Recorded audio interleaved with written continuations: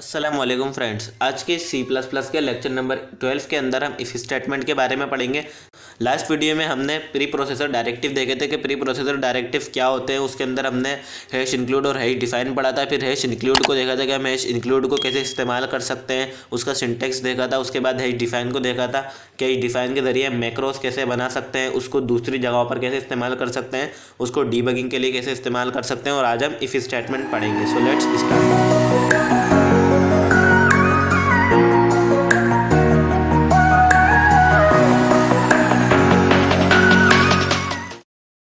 If statement जो है, जैसा कि मैंने आपको पहले पढ़ा दिया था, कंट्रोल स्ट्रक्चर के अंदर के कंट्रोल स्ट्रक्चर की जो है वो 3 टाइप्स होती हैं, जिसके अंदर सीक्वेंशियल स्ट्रक्चर, सिलेक्शन स्ट्रक्चर और इटरेशन स्ट्रक्चर होता है। सिलेक्शन स्ट्रक्चर की 3 और हमने फर्दर टाइप्स पढ़ी थी, जिसके अंदर हमने इफ़ स्टेटमेंट देखी थी, इफ एल्स स्टेटमेंट देखी थी और इफ एल्स इफ स्टेटमेंट देखी थी। आज हम उसी की वीडियो लेकर आए हैं, जिसके अंदर हम इफ़ स्टेटमेंट देखेंगे आज। फिर उसके बाद इसकी नेक्स्ट वीडियो में, ये पूरी सीरीज़ है, उसके बाद इफ़, फिर इफ एल्स इफ, फिर हम लूप्स, इटरेशन स्ट्रक्चर देखेंगे। इस तरह हम कंट्रोल स्ट्रक्चर को पूरे को कंप्लीट करेंगे। और आज इसकी फर्स्ट वीडियो है इफ़ स्टेटमेंट की। तो हम इफ़ स्टेटमेंट को थोड़ा पढ़ लेते हैं। The if statement is a decision making statement that guides a program to make decision based on specified criteria. If statement is use where some code is executed. इसने हमें क्या बताया कि इफ स्टेटमेंट जो है वो डिसीजन मेकिंग स्टेटमेंट है। अभी तक हमने जितने भी सी प्लस प्लस के अंदर जितने भी ट्यूटोरियल देखे, उसके अंदर हमने यही देखा कि उसके अंदर हम सिंपल प्रोग्राम बना रहे थे। लास्ट वीडियो में हमने प्री प्रोसेसर डायरेक्टिव को इस्तेमाल करते हुए मैक्रोस बनाना सीखे, वैल्यूज इंटर कराना सीखी, जस्ट आउटपुट लेना सीखा। हमने उसके अंदर छोटे प्रोग्राम बनाना सीखे, बिल्कुल स्मॉल लेवल के, सम के, प्रोडक्ट के। लेकिन अब हमें डिसीजन मेकिंग प्रोग्राम, और अब हम हाई लेवल पे लेके जा रहे हैं। अब हम इंटरमीडिएट लेवल पे इसे लेके जा रहे हैं। पहले हम बिगिनर लेवल पे थे। इसके अंदर हम सबसे पहले देखेंगे इफ स्टेटमेंट सिलेक्शन स्ट्रक्चर, जिसके अंदर हम डिसीजन मेकिंग स्टेटमेंट लेंगे, जो कि हमारी वाइडली यूज होती है प्रोग्रामिंग के अंदर। और अक्सर जगहों पे, तकरीबन हर सॉफ्टवेयर के अंदर इफ स्टेटमेंट हमारे पास इस्तेमाल हो रही होती है। तो अब हम इफ स्टेटमेंट का देख लेते हैं। If statement is a decision making statement that guide a program to make decision based on specified criteria. इसने हमें क्या बताया कि इफ स्टेटमेंट जो है एक डिसीजन मेकिंग स्टेटमेंट है, जो प्रोग्राम को गाइड करती है कि आपको क्या करना है, कि वो प्रोग्राम को गाइड करती है डिसीजंस लेने के ऊपर किस क्राइटेरिया पे, एक स्पेसिफाइड क्राइटेरिया। ये स्पेसिफाइड क्राइटेरिया जो होता है, ये हमारे पास टेस्ट कंडीशन होती है। ये टेस्ट कंडीशन इसको कहते हैं। ये टेस्ट कंडीशन कॉल्ड कराई जाती है कि ये स्पेसिफाइड क्राइटेरिया टेस्ट कंडीशन होता है, कि जिसके ऊपर हमारा पूरा प्रोग्राम बेस्ड करता है और डिसीजन लेता है यस और नो के अंदर। अगर हमारी कंडीशन जो है वो ट्रू हो जाए तो some kind of code execute हो जाएगा। हमारे 2 पॉइंट क्लियर हो चुके हैं। अब हम थर्ड पॉइंट पे चलते हैं। When the condition becomes true otherwise the code will be skipped by the compiler. अगर हमारी कंडीशन ट्रू होगी तभी कोड प्रिंट होगा, अदरवाइज क्या होगा कि वो कंपाइलर उस कोड को स्किप कर देगा। वो कोड को स्किप कर देगा और उसके बाद जो स्टेटमेंट लिखी होंगी उन्हें प्रिंट कर देगा, उस कोड को स्किप कर देगा।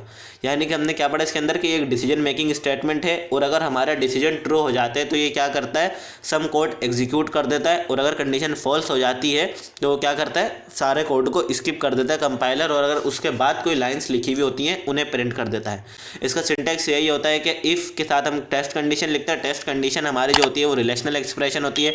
रिलेशनल एक्सप्रेशन मैंने आपको बताया था जब हमने ऑपरेटर्स पढ़े थे, उसके अंदर रिलेशनल ऑपरेटर जो थी उसी को हम रिलेशनल एक्सप्रेशन भी बोलते हैं। अपने टेस्ट कंडीशन के दौरान में हम रिलेशनल एक्सप्रेशन जो हमने पढ़ी थी, रिलेशनल ऑपरेटर, उसके अंदर जो होते हैं रिलेशनल ऑपरेटर्स, वो जब किसी वेरिएबल्स के साथ आए थे तो वो रिलेशनल एक्सप्रेशन बन जाते हैं, जिनको हम टेस्ट कंडीशन भी बोलते हैं। या हमारे पास जो भी कोई थी m<=33 या इसके अलावा भी कोई दूसरी, हमारे पास जितनी भी कंडीशन होती हैं वो सारी टेस्ट कंडीशन ही होती हैं, क्योंकि उसके अंदर हम सम कंडीशन देते हैं तो वो टेस्ट कंडीशन हो जाती है।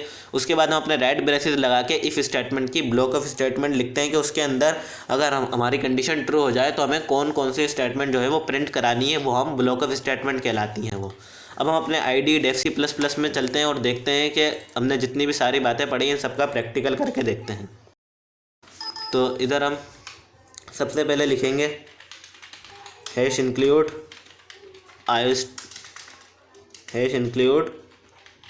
Iostream using name space std int man. उसके बाद इंटीजर लेंगे m के नाम से। अब हम लिखेंगे cout enter the marks of student, यानी कि हमें क्या करना है, स्टूडेंट के मार्क्स जो हैं वो एंटर करना है। सी इन फंक्शन लिखेंगे, सी इन के अंदर हम लिखेंगे m, और उसके बाद हम अपनी इफ़ स्टेटमेंट देंगे। ये इफ़ स्टेटमेंट के अंदर हम एक टेस्ट कंडीशन देंगे। टेस्ट कंडीशन में हम लिखेंगे कि इफ़ मार्क्स ग्रेटर देन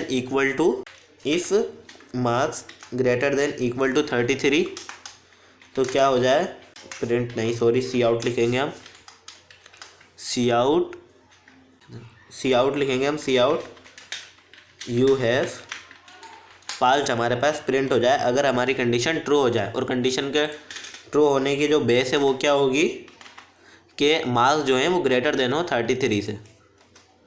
अब हम इधर लिख लेते हैं इफ़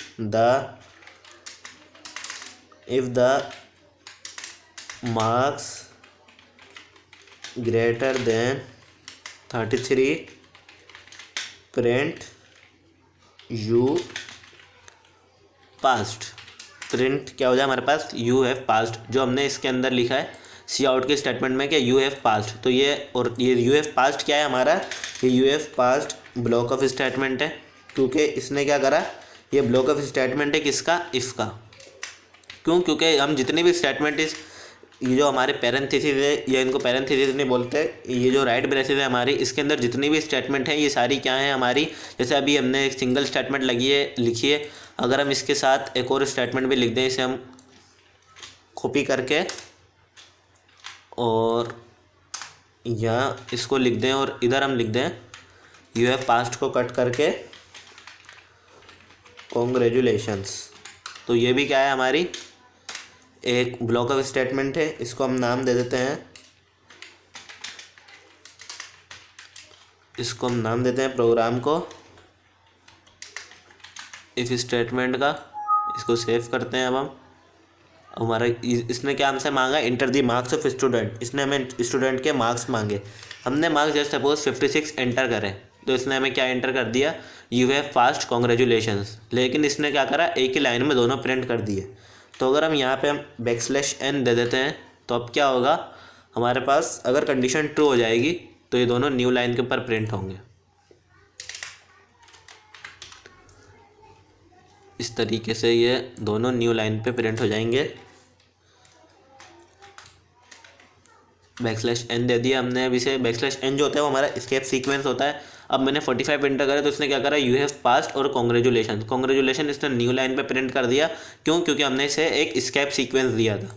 तो ये हमारा इफ़ स्टेटमेंट का सिंपल प्रोग्राम था। कंट्रोल स्ट्रक्चर के जो सीक्वेंस सिलेक्शन स्ट्रक्चर था उसके अंदर हमने इसकी टाइप्स देखी थी कि उसके अंदर इफ़ था, इफ़ एल्स था, इफ़ एल्स इफ़ था। ये सारी हमारी सिलेक्शन कंट्रोल स्ट्रक्चर होते हैं, इनकी 3 टाइप्स होती हैं, इफ़, इफ़ एल्स इफ़। इनको भी हम फर्दर पढ़ेंगे। मुझे उम्मीद है कि आपको आज का ये लेक्चर पसंद आया होगा। मिलेंगे आपसे अगली वीडियो में, तब तक के लिए टेक केयर, अल्लाह हाफिज़। हमारी वीडियो को लाइक करें और चैनल को सब्सक्राइब करें।